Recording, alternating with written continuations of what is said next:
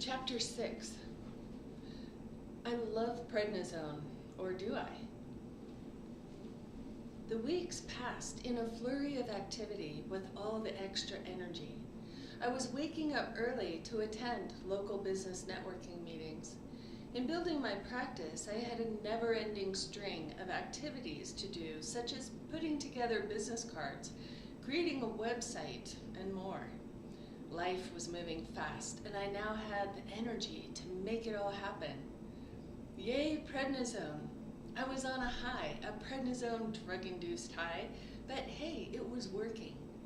Maybe I could go back on the rivers after all, I thought. A few more weeks went by in this flurry of energy and activity, and then the spaciness started. At first, it was just little things, like where did I leave that business card? Or forgetting to check my voicemails and call people back. Brain fog would settle in on me, and then sometime later, it would clear. Okay, I'm just getting busy, so I just need to keep lists, I thought. In running a business, there's just a lot to track, I thought. And then I started finding lists, half written, where the text trailed off into scrawl I couldn't read. Thoughts, unfinished, trailing off the page in scribbles. Oh, this is curious. What was I thinking? I dismissed it. I just need to be more focused, I thought. The spaciness started to interlace with waves of bliss. Bliss, as if all was well with the world, as if seeing life through the eyes of love and perfection. After a few weeks of riding the waves of bliss, I was feeling great. I had so much energy. I was only sleeping 5 hours a night, but feeling supercharged, energized, and rested. The energy continued to build, and the waves of bliss were lovely, but they also became distracting. A time or two, the thought passed through my mind, dang, I should get off prednisone. But the thought was soon lost in a flurry of busy to-doing. I had a flight to schedule and accommodations to plan. I was really excited about an upcoming training using NLP skills for health and healing. Maybe that would give me the answers I needed. And then bouts of disorientation set in. Like I was floating above everything, it flowed in waves. I felt my mind wandering off into little corners of confusion. At first, it wasn't so bad because it felt as if I was tapping into higher states of consciousness. I had learned long ago to meditate and tap into higher states of bliss and well-being, so that was not new. It felt really good. Love and bliss aren't a bad thing, right? And then the love and bliss started to alternate into fears and fits of crying. Out of the blue, I would be struck with deep sobbing as if my heart was broken and I was completely inconsolable. Fortunately, I would cry it out, the fit would pass, and then I felt fine again. It was making me nervous. What's going on with my mind? However, I would get caught up in the busyness of life again, planning and preparing to travel for training in San Francisco. I was super excited to learn more about the health and healing through the mind-body connection. I was hoping to find some skills and tools that could help me in overcoming this autoimmune condition. The day I was to leave, I woke early with a start from a nightmare that seemed all too real. I was in a forest, being chased by men with knives. They were in the shadows, tracking me, hunting me. I awoke, trembling and my heart pounding. My pajamas, soaked with sweat, clung to my skin. Where was I? As I stared at the white textured ceiling, how did I get here? As I looked around the room, the French doors ahead of me, the velvety green duvet cover, it seemed familiar. My body jumped as I saw a man sleeping next to me. Oh yes, I'm with John. I am okay. I told myself I was at home in my bed. Our German Shepherd, Riley, sprawled out at my feet. The clock said 4 a.m. Time to get going. I had a plane to catch. I shook off the fear and rolled out of bed. I could still feel the wisps of fear in my veins coursing through my body as I got in the shower to wash off the feeling. As John drove me to the airport, I could feel myself going in and out of confusion. We were quiet on the way to the airport. My mind was looping in and out of strange stories. What if we crashed right here? What if that car veered out of its lane and into ours? What if my plane went down? That's weird. I don't usually think like this, I thought. I brought myself back to the truck in John's face as he listened to the music. I acted as normally as I could. I knew that if John thought something was wrong, he wouldn't let me get on the plane. John pulled up to the curbside, unloaded my bags, and looked into my eyes. Are you sure you're feeling okay? It's been a tough month, and if you're not feeling up to it, maybe you shouldn't go. I'm fine, I assured him, and gave him my best smile. He brushed my hair back from my cheek and held my head as he kissed me gently. I'll miss you. Call me when you get in, okay? Of course, I said. I'll be fine. I collected my bags and wheeled them through the airport, eventually finding my gate, and I sat down to wait. I waited and waited. The time for my plane to board came and went, and yet no one came to the gate. I finally asked the attendant what the matter was. The matter was me. I was at the wrong gate. I made my way across the airport to another gate, but I was too late. They had already closed boarding. Okay, calm down, Holly. Let's see if we can get another flight. I found an attendant. She set me up to board a little over an hour. I went to the gate and sat down against the wall.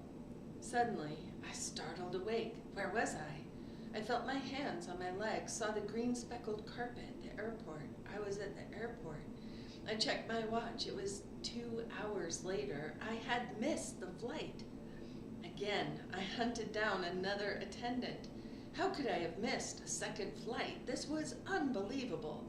Talking to the ticket counter lady, I explained that I was on medications that made me sleepy, and I just slept through the whole boarding process. She looked at me for a second with a flash of, who sleeps through the whole boarding of their flight? But she assigned me a new flight. I said thank you and hurried to the gate. This time I made it on the plane. I could feel the spaciness and the confusion and the embarrassment. How could I have missed 2 flights? Still, I shook it off. Refocus, refocus. Hazily, I took my seat and felt the strange spaciness creep in as the plane accelerated into the air. I knew I was climbing higher and higher. You could see Earth down below through the window. My mind wandered. All those little people and their little lives down below, never really seeing the reality of who we are, what we are capable of. I thought about so many people caught up in their emotions, believing their emotions are real or justified. So many different ways of living life, so many different belief systems that we buy into. And then over time, they become a part of us that we don't even recognize that they are only ideas. Ideas about life, ideas about ourselves and reality. What is reality anyway? Only the perceptions we've chosen to believe? The entire flight, I traveled in and out of ways of spaciness, detachment, and disorientation. As we arrived at San Francisco Airport, I hurriedly departed the plane to find the train. I found my connection taking the train through the city and connecting to my bus, which would take me to the hotel for the training. Finally, I arrived at the hotel. I was sharing a room with another student in the training. It was around dinner time. I was only eating raw foods now, and I felt so spacey, so tired, and so cold, like I couldn't get warm. I ate an apple and then tucked myself into bed and felt my mind swirling in a collection of thoughts. Thoughts drifted by like green clouds and whisperings of something at the edges of my mind, something dark and haunting. I felt so cold, like the cold if I was dead. A line of a song brushed by, and I thought that perhaps I was dead. The cursed undead walking in the world of shadows. Fear gripped me. Shelley, the other student sharing my room, would come in soon and see me for who I was, part of the undead. She would know I was cursed. I needed to run and hide. I could run out into the street, into the shadows. And then what? I was unsure. I could die, but I couldn't die. After all, I was the undead, masquerading as a human. I could take the bottle of pills and die, and then I would not be the undead. Then I could go to God. Rushing into the bathroom, I poured the tiny pills into my hand, mounding up in a pile in my palm, then washed them down with a couple of swigs of water. Okay, it's done. I'm dying. I would leave the undead and the curse behind. I would move on into spirit. I'd give my life up to God, and God would comfort me. I had solved the problem. Nothing to do now. Just wait. Suicides don't go back to God, my mind thought. Oh no, what do I do now? Well, maybe I'll just have one life away from God. Contented with the twisted logic, I tucked myself back into bed to wait it out and let sleep take me away from this world. Just as I snuggled into my sheets, my cell phone rang. What's going on, Holly? John asked. His voice had an edge of urgency. I keep feeling like there's something wrong and I need to call you. Are you okay? I did it, I blurted out. I took the pills. What do you mean you took the pills? John demanded. Holly, tell me exactly what you did. I took the whole bottle so I could go to God. I won't be the undead anymore, and I'll be okay, I said, matter-of-factly. Okay, where are you staying? John asked. I hadn't given him the name of the hotel. San Francisco, I replied. I know you're in San Francisco, John replied, but what hotel? I'm not sure, I said. It was a sparse hotel room like any other hotel. My eyes wandered in confusion. Look by the phone. Is there a paper? What does it say? John asked. It says the Hilton, I said. Okay, stay with me. Hold on, John said gently but firmly. Keep talking to me. Tell me again what your training is about. I rambled on, talking about how you could train the mind out of old habits and patterns, and how I wanted to make a difference in the world by helping people live better lives. 5 minutes later, there was a knock on my hotel door. When I opened it, 2 police officers stood imposingly, their badges glinting in the dim lighting of the hotel hallway. Are you Holly Stokes? One of them asked. No, I said. I didn't want to incriminate myself to the police, confused at their appearance and not wanting to be in trouble, and also because denying who you are when the police asked just made sense, especially if you were in trouble for something. Could they tell I was one of the undead? One officer was talking on a cell phone. Does she have short brown hair and blue eyes? He asked. Into the phone? He nodded and looked back at the other officer. That's her, he said. Show me what pills you took, he directed at me. I led him to the bathroom and gave him the nearly empty bottle of Prednisone. You are very lucky that your boyfriend called us, the officer said. I need you to put your hands behind your back. He put cuffs on me and they found my coat, which I put over my pajamas, got my shoes, and led me down the stairs to their patrol car. Sitting in the cop car, looking out of the window, I wondered about the undead. I was grateful I didn't have to be out there, hiding among the shadows with them. The streets looked dark, with creepy corners and things that moved between the shadows. I didn't know where they were taking me, but at least I didn't have to wander the street. I wonder when the pills would kick in. Would I make it to the policeman's lair? Wasn't I supposed to just go to sleep or something? My mind continued to wander in and out of reality. They checked me into the hospital, where people with scrubs took me to a small room, a cell in the hospital, and I could feel the darkness after me. And so I began singing church songs and hymns to keep the darkness at bay. Shut up! I heard people yell from the hallway, but they didn't understand. I had to sing. I had to keep the shadows from creeping out of the corners. I drifted in and out in a haze of hymns from my childhood. Several people came and went, poking me with needles, like I deserved it, like I was despised, like I was wrong and being punished for something, but I didn't know what. Then someone was praying over me, one of the nurses, I suspect, and the darkness seemed to clear a little. And then I was moved up the floors of the hospital into my own room. I remember waves of sorrow, deep sorrow, and fits of inconsolable crying that would grip me and shake me. At one point, I had a roommate, but with the crying fits, the hospital workers moved her to a separate room. I sat in the art room. The kind lady had given me some watercolors. I started to draw flowers and a meadow. And then this deep, dark, and twisted feeling took me, and I scribbled black all across the picture.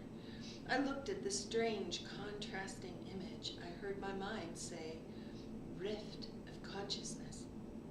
The world was in trouble, in a rift.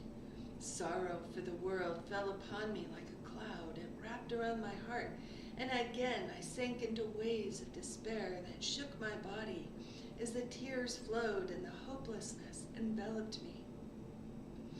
The coloring and painting felt empty. I felt listless and couldn't hold a focus. I remember in one hazy episode I saw a sea of clouds, and all the earth was covered with islands of clouds, and each cloud represented a belief system. The beliefs are the paradigms that we've accepted and agreed to, whether in culture, religion, families, or by the self, that make up the filter in how we see the world. So many ways to believe. As I looked out across the sea of clouds, I could see that as souls we chose the different islands of belief because each offers a different experience. One culture is not better than another, they are just different, a different experience. And it was as if each paradigm, each culture, each religion, and each life situation has something to learn and overcome, and that's why we choose them. We choose them for the experience. We choose them for the learning, even for the puzzle of it. Being born a Christian is a different experience than being born a Jew, which is also a different experience than being born a Hindu, a Buddhist, or a Muslim. Religious cultures create a backdrop in our experience like a filter, coloring the meanings and purposes in our lives. Every soul's journey is unique. Every soul's journey is special. It's a little like each culture, religion, or life experience is a puzzle box for the soul. We choose one and jump in to figure it out, to understand its workings, and eventually climb back out. I woke. My mouth felt parched and cracking. My lips stuck together. Water. I need water. My voice cracked and I could feel my swollen tongue. A familiar face was at the foot of my bed. He offered me a swab with water on it, brushing it across my lips. I soaked up the moisture as the liquid spread relief across my tongue, and I wanted more. You gave me a real scare, Pumpkin, he said with a warm smile. His dark hair curled at the temples, his blue eyes glowed. What do you mean? What day is it? What time is it? Where am I? And who are you? I queried. You're okay. We are in San Francisco. I am John, your boyfriend.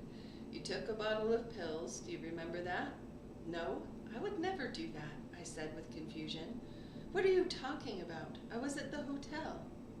It's been 5 days now since the hotel, he said. The familiarity of his voice soothed the questions. I must be okay now. John's here. I am safe for now. Do you remember the police picking you up from the hotel, he asked. I searched for a moment, my eyes focusing in the back of my head. A dim glimmer of the cops standing at my door and asking my name came to mind. Are you Holly? And my reply, no. That really happened? I asked. Yes. You reacted to medications. The prednisone caused the spaciness, the crying fits, the lack of sleep, and even hallucinations. We are in the hospital in San Francisco now. You're doing well, and you are getting better, John said. My body felt so weak. My feet felt like lead. I flew down right after we hung up, John said. I could see a tension on his face that looked new. You're okay now. I'm here for you, he said. I faded in and out of reality over the next few days, waves of confusion and spaciness. Everything seemed to have an alternate meaning. The hospital machines were not just machines, they were spies for the aliens. I knew the aliens were there. I could hear them. Clicking at night with beeps and clicks, they ran through the halls. It must be a secret code, a secret language of the alien race that was watching down over every move. The nurse was an alien messenger, and if I let her put me in the circle tomb, the aliens would read my mind. Consequently, they had a really hard time convincing me to get an MRI. As the days went by in the hospital, the world gradually started to stabilize into reality. The bed became the solid air bed that it was, automatically inflating and deflating for comfort. It was no longer controlled by the pillow people, who were previously responsible for its unpredictable movements. The nurses were no longer alien spies. They became the day shift or the night shift, with no agenda beyond taking my blood pressure and measuring my vitals. The invisible demon that had control of the blood pressure machine vacated it, leaving behind the metal stand and cords, an inanimate array of metal, beeping, and wires. And the world around me turned back into a normal, everyday hospital. Throughout the episode, John was there by my side, along with his mom and some of my friends. My mind continued making up stories about them as they read in the corner or ate their meals. When my perceptions returned to normal, I found myself back in a tired reality. I felt deep exhaustion. It was hard to stay awake and hard to put thoughts together. But after about a week, they released me from the hospital, and John drove me back home to Washington and our 5 acres. Over the next couple of weeks, I continued not sleeping, feeling waves of fear shake me. I was prone to episodes of panic. The hallucinations came and went as I felt whispers of alternate meanings, like a blanket over reality playing out in my mind. As the medication worked its way out of my body, reality began to stabilize. I was exhausted and spent many hours sleeping. I had pressure in my chest, which seemed to cramp down on my lungs, stifling my breath.